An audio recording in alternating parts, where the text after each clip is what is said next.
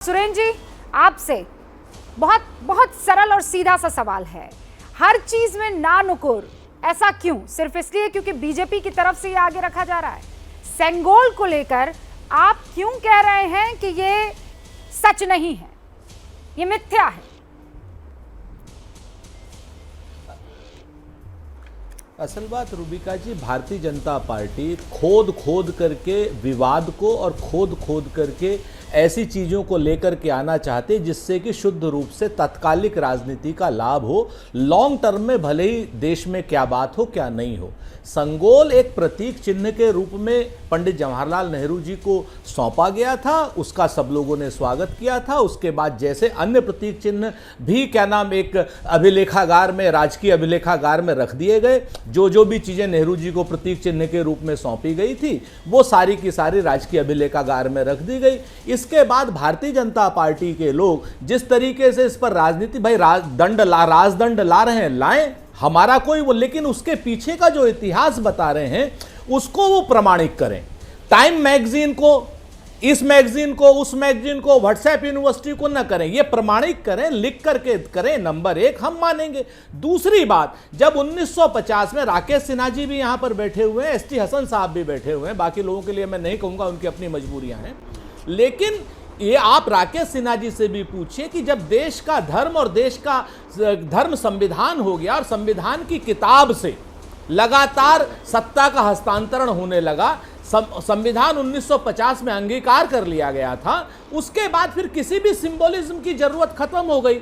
अब भारतीय जनता पार्टी लगाना चाहती है, उसको लगाए, लेकिन वो उनका अपना व्यक्तिगत है, उससे ऐतिहासिकता को बोध न कराए। हमारा सिर्फ इतना सा, हम किसी भी चीज पर कोई हंगामा नहीं करना चाहे। हमारा तो बहुत स्पष्ट रूप से कहना है रूबिका जी कि देश के प्रथम नागरिक जो संसद के दोनों सदनों के मुखिया हैं, उनसे आप सदन का, देश के लोकतंत्र के मंदिर का आप उद्घाटन कराइए, लोकतंत्र के मंदिर में प्राण प्रतिष्ठा कराइए। और वो अगर आप नहीं कर सकते हैं, अगर प्रधानमंत्री से उनको बुलाइए, आप उपराष्ट्रपति जी जो राज्यसभा के सदन के नेता हैं उनको आप बुलाइए, लेकिन इस तरीके से संविधान की भावना को कुचल करके आप इधर उधर की बातें करेंगे, संगोल पे विषयांतर करेंगे, हम इस विषयांतर को नहीं होने देंगे। हमारा बहुत स्पष्ट रूप से है कि राष्ट्रपति जी, उपराष्ट्रपति जी और संसद को आप इस समय विश्वास में लीजिए। चूंकि आप सिंबलिज्म की बात कर रहे थे तो मेरे पास दो प्रतियां हैं सर, संविधान की ही प्रतियां हैं।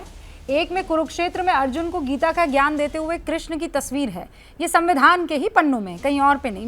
मैं उस प्रतिलिपि का जो है आपके सामने मुजाहिरा करने की कोशिश करी। और दूसरा है सीता की तलाश में उड़कर लंका जाते हुए हनुमान, ये कहीं और नहीं है, ये संविधान में ही है।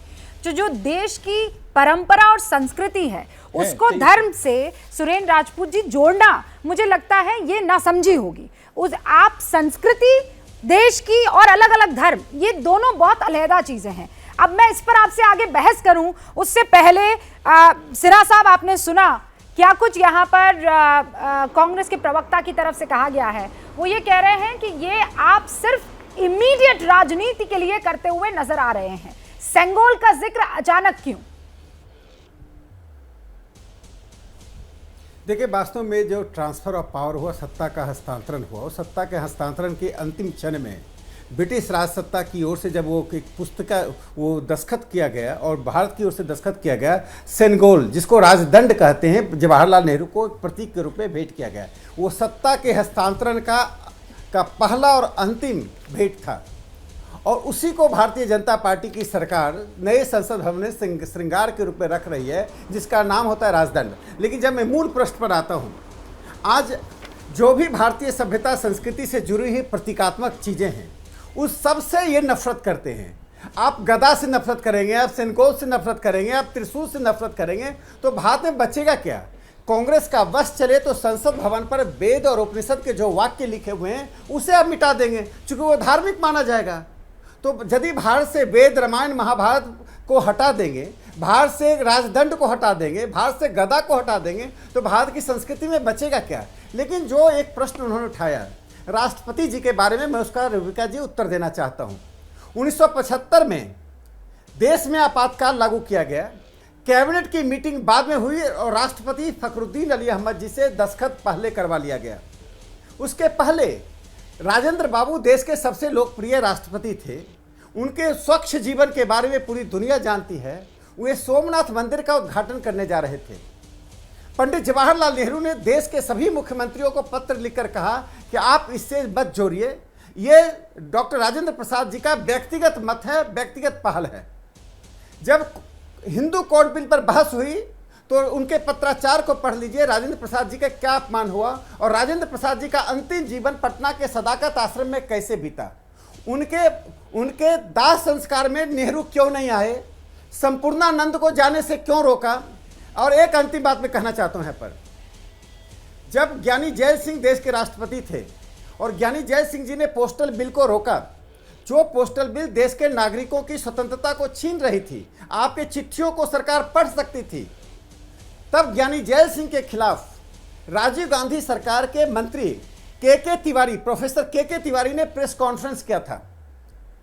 जिस राष्ट्रपति पद का अवमूल्यन आपने किया, जब मुर्मू जी को राष्ट्रपति पद का उम्मीदवार बनाया गया तो कांग्रेस के लोगों की क्या प्रतिक्रिया थी, टीएमसी के लोगों ने क्या कहा था, मैं उसको दोहराना नहीं चाहता हूं, क्योंकि माननीय राष्ट्रपति जी का अपमान होगा, संवैधानिक पद का अपमान होगा। दूसरी जो सबसे महत्वपूर्ण बात है सर, मैं दूसरी आपकी महत्वपूर्ण बात पर आऊं उससे पहले सर, मैं पहले चाहती हूं सब यहाँ पर जो इनवाइट किए गए हैं उनका मैं रिएक्शन ले लूं और उसके बाद हम इस मसले पर डिबेट कर सकते हैं। क्या मजबूरी है मेरी, बताइए। मैं अभी आपको बताती हूँ कि मैंने ओए होए होए होए नमकीन के चटकारे लेते हुए टकटकी मार के डिबेट शो को पॉज रिपीट कर करके देख रहे हैं जोगिंदर जी। इनकी तरह आप भी देखें अपने फेवरेट डिबेट्स को रिपीट कर और डाउनलोड कीजिए एबीपी लाइव ऐप अपने स्मार्ट टीवी पर।